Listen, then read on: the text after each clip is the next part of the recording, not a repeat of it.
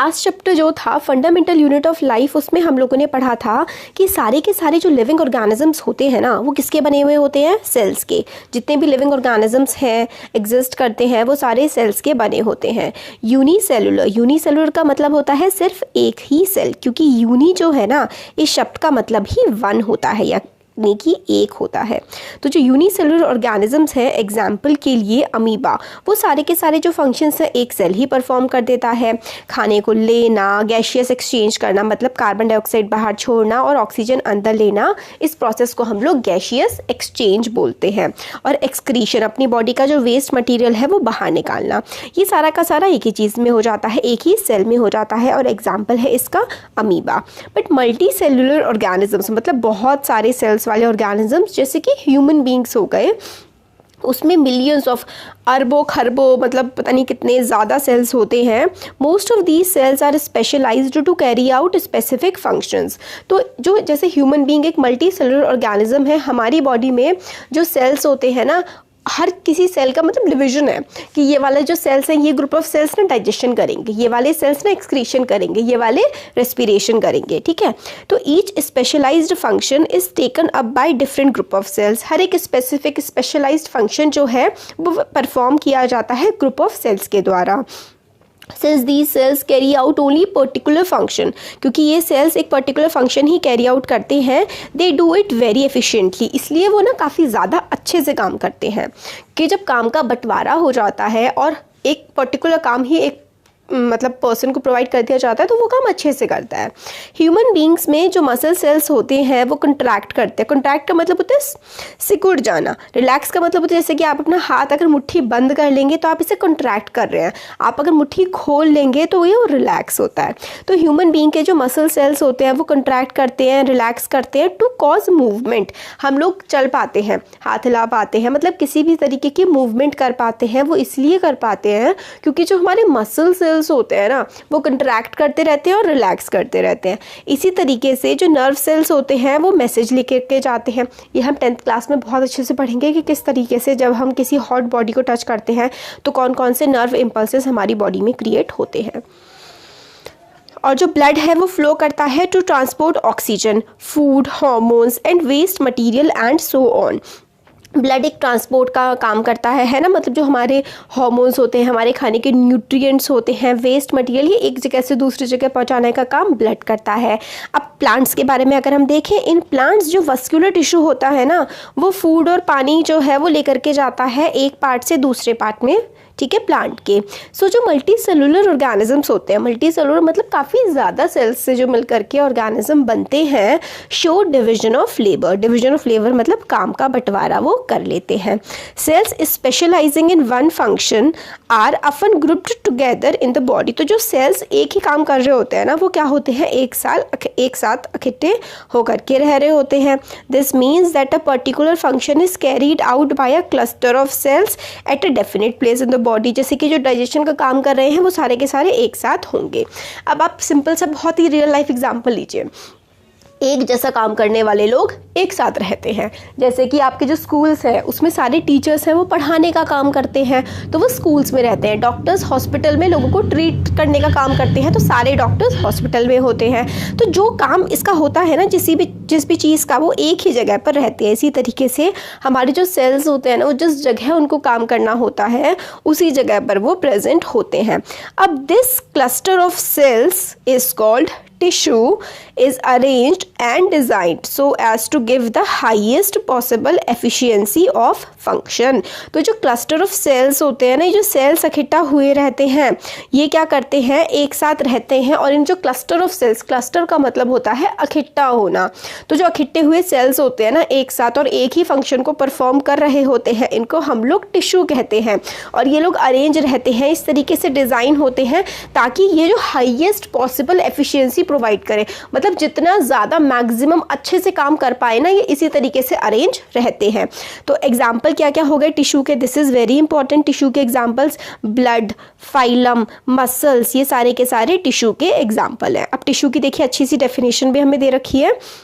group of cells that are similar in structure and or work together to achieve a particular function forms a tissue। तो group of cells एक साथ रहते हैं जिनका structure similar होता है, एक साथ मिलकर के काम करते हैं ताकि वो काम वो कर सके जो उनका, एक साथ मिलकर के रहते हैं, काम करते हैं ताकि एक अपना गोल अचीव कर पाए, जो उनका गोल है, जो उनका काम है। तो वो ये सारे जो बहुत सारे सेल्स एक साथ रहते हैं, साथ में काम करते हैं ताकि अपना गोल अचीव कर पाए, इनको हम लोग टिश्यू कहते हैं।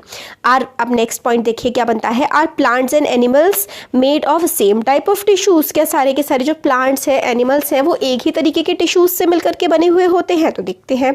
Let us compare there structure and functions. तो हम अलग अलग टिश्यूज के स्ट्रक्चर किस तरीके के वो दिखते हैं और किस तरीके का वो काम करते हैं, उनको कंपेयर करते हैं।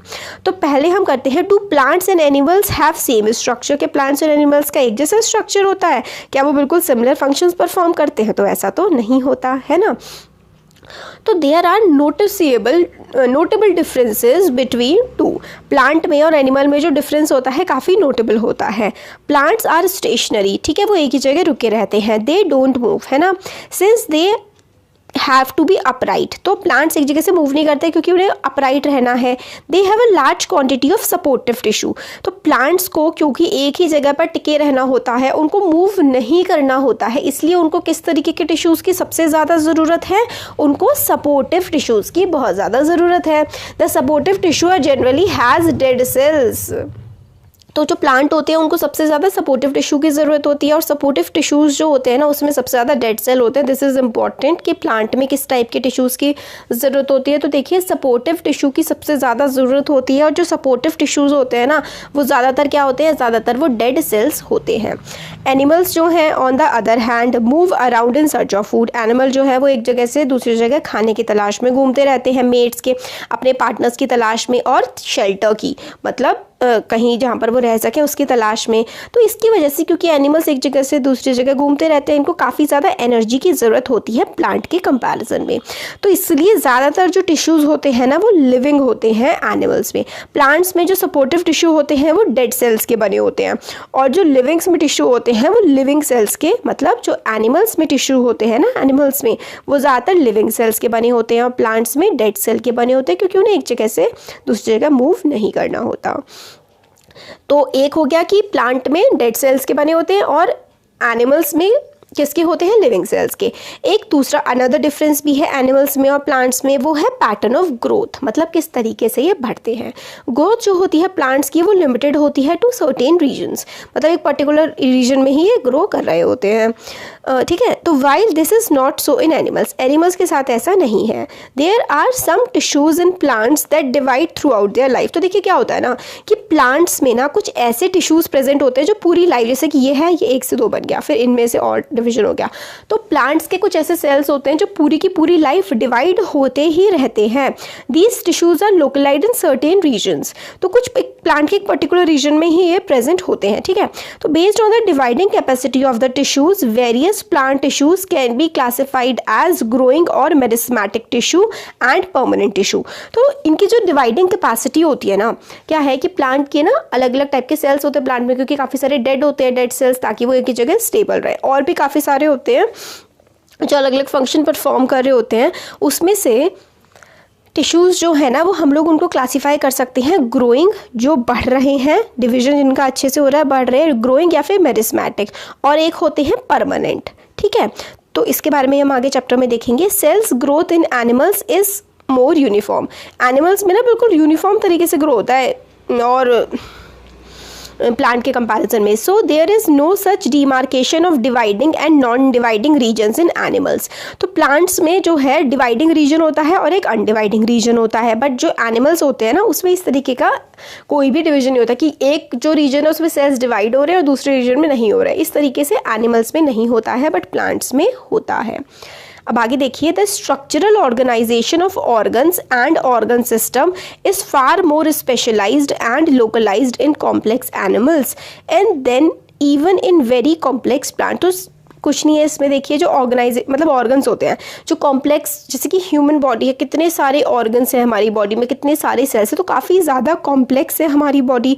और इसी तरीके से कुछ प्लांट्स भी होते हैं जो काफ़ी कॉम्प्लेक्स होते हैं, तो उनका जो स्ट्रक्चरल ऑर्गेनाइजेशन होती है ना वो काफ़ी ज़्यादा अलग होती है बाकी सबके कंपैरिजन में।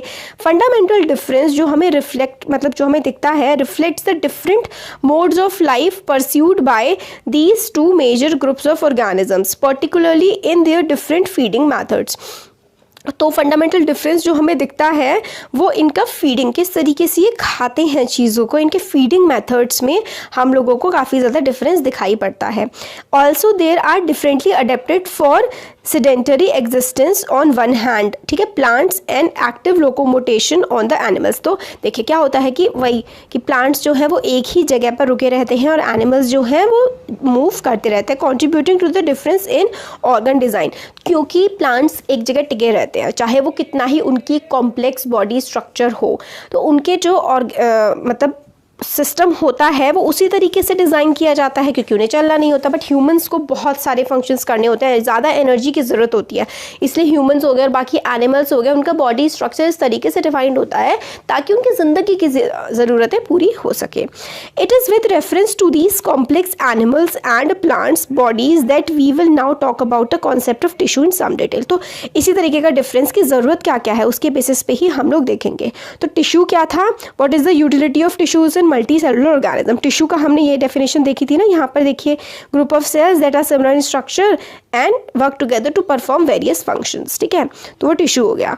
और यूटिलिटी क्या होती है टिश्यूज़ की मल्टी सेलुलर ऑर्गेनिजम्स में, ताकि एफिशिएंटली काम किया जा सके। मतलब जो एक पर्टिकुलर टिश्यू है वो जैसे रेस्पिरेशन का काम कर रहा है तो अपना काम एफिशिएंटली और अच्छे से कर सके, इसलिए मल्टी सेलुलर ऑर्गेनिज्म में टिश्यूज़ की बहुत ज़रूरत होती है। अब देखिए प्लांट टिश्यू में मेरिस्मेटिक टिश्यू, प्लांट टिश्यू में का पहला पार्ट हम लोग देखेंगे meristematic,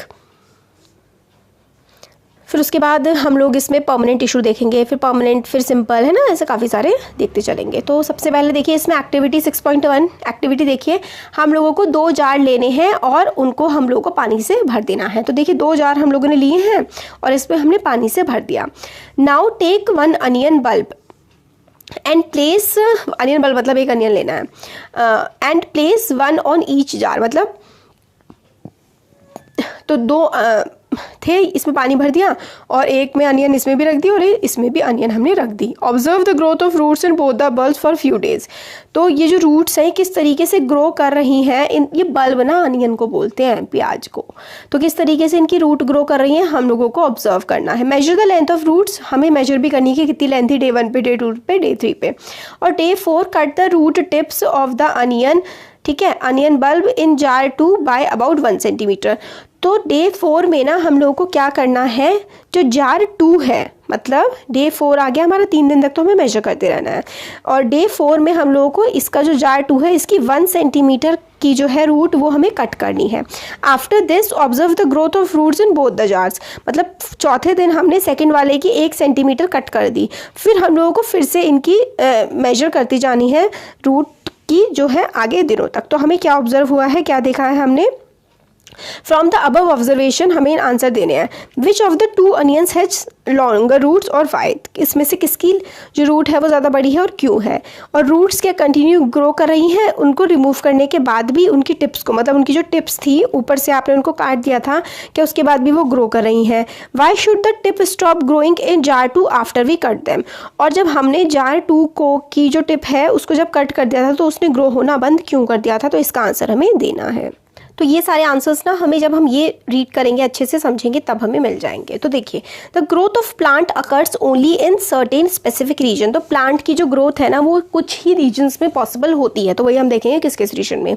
this is because the dividing tissue also known as meristematic tissue is located only at these point. तो हम लोगों ने क्या देखा था इससे पहले कि प्लांट्स में ना कुछ ही रीजन्स ऐसे होते हैं जहाँ पे डिवाइडिंग टिश्यू प्रेजेंट होते हैं, बाकी रीजन्स में डिवाइडिंग टिश्यू प्रेजेंट नहीं होते, हमने थोड़ी देर पहले ही ये देखा था।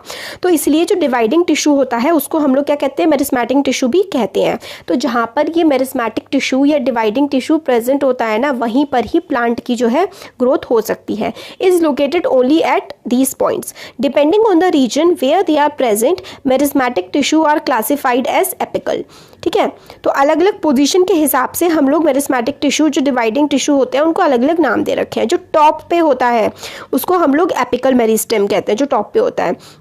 जो मिडिल में होता है उसको हम लोग इंटरसेलरी मेरिस्टेम कहते हैं, जो मिडिल में इंटरसेलरी मेरिस्टेम, और जो बॉटम में होता है उसको हम लोग लेटर मेरिस्टेम कहते हैं। तो location of meristem in tissue. ठीक है, तो देखिए depending on the region where they are present, जो रीजन जहाँ पर वो प्रेजेंट होते हैं, मेरिस्मेटिक टिश्यू को हम लोग क्लासीफाई कर सकते हैं एपिकल, लेटरल और इंटरसेलरी। लेटरल नीचे वाला, एपिकल ऊपर वाला और इंटरसेलरी बीच वाला। New sales produced by